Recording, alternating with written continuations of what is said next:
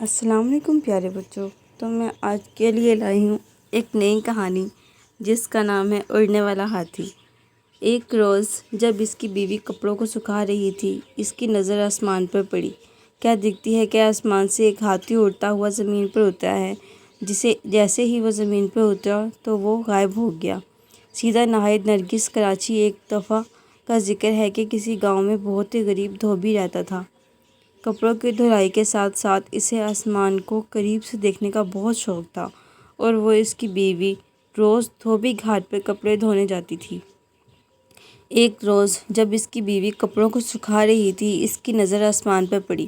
کیا دیکھتی ہے کہ آسمان سے ایک ہاتھی اڑتا ہوا زمین پر اترا ہے۔ جیسے ہی وہ زمین پر اترا تو وہ غائب ہو گیا۔ 2-3 روز تک وہ دونوں یوں ہی ہاتھی کو زمین پر اترتا دیکھتے رہے۔ انہوں نے فیصلہ کیا کہ کل وہ اس ہاتھی پر نظر رکھیں گے کہ ہاتھی زمین پر کیوں اترتا ہے اور پھر غائب کیوں ہو جاتا ہے، آخر ایسا کیوں ہے۔ اگلے دن دونوں شدت سے اسی ہاتھی کا انتظار کرنے لگے، آسمان پر بار بار نظر دوڑانے لگے۔ آخر ان کو آسمان میں سے ہاتھی زمین پر اترتا نظر آ ہی گیا۔ دونوں اس کے پیچھے چل پڑے۔ ہاتھی گنے کے کھیتوں میں گھس گیا اور خوب پیٹ بھر کر گنے کھانے لگا۔ ہاتھی کا پیٹ بھرا ہوا اور اڑنے کی تیاری کرنے لگا۔ جیسے ہی اس نے اڑان بھری، دونوں میاں بیوی نے ہاتھی کی دم پکڑ لی اور ہاتھی کے ساتھ اڑنے لگے۔ ہاتھی آسمان کی بلندیوں کو پہنچا تو دھوبی کیا دیکھتا ہے کہ وہ ایک پہاڑ ہیرے سونے کے جواہرات سے چمک رہا ہے۔ یوں لگ رہا تھا جیسے کوئی اپنا خزانہ یہاں چھوڑ کر بھول گیا ہے۔ دونوں میاں بیوی کی آنکھیں کھلی کی کھلی رہ گئیں۔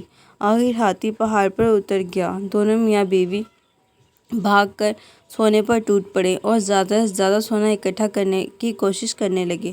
رات کے بڑھتے اندھیرے سے پریشان ہونے لگے۔ انہوں نے سوچا کہ صبح ہوتے ہی وہ ہاتھی کی دم پکڑ کر زمین پر اتر جائیں گے۔ آخر صبح ہوئی اور ویسا ہی کیا۔ زمین پر اترے اور اپنے گھر کی طرف رواں دواں ہو گئے۔ ایک غریب دھوبی جو روز بروز امیر ہوتا جا رہا تھا، اس کو دیکھ کر سارا گاؤں حیران و پریشان ہو گیا کہ اچانک ایسا کیا ہوا ہے کہ دھوبی اتنا امیر ہو گیا ہے۔ گاؤں کے لوگ دھوبی کے پاس آئے اور اس کے یوں اچانک امیر ہونے کا راز پوچھنے لگے۔ دھوبی کو ان کو کچھ نہ بتانا۔ ایک دن دھوبی کسی کام سے شہر سے باہر نکل گیا۔ اس بات کا فائدہ اٹھاتے ہوئے ان کی ہمسائے دھوبن کے پاس آئی اور باتوں باتوں میں خزانے کا راز اگلوایا۔ رات کو جب دھوبی واپس آیا، دھوبن نے سارا ماجرا بتا دیا۔ دھوبی کو اپنی بیوی کی اس حرکت پر بہت غصہ آیا، مگر اب بات ہاتھ سے نکل چکی تھی۔ صبح سارا گاؤں دھوبی سے مدد مانگنے آ گیا کہ وہ ان کے ساتھ کھیتوں میں چلے اور ہاتھی کے ساتھ خزانے تک پہنچانے میں ان کی مدد کرے۔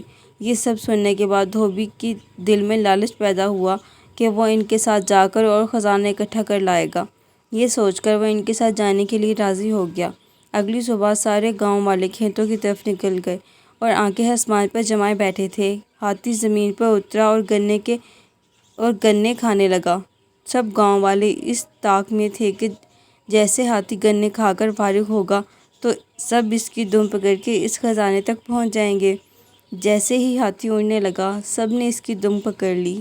دھوبی سب سے آگے اس کی دم پکڑے ہوئے تھا اور یوں اس کے پیچھے ایک لمبی قطار میں پورے گاؤں والے ایک دوسرے کو پکڑ کر اڑتے چلے جا رہے تھے۔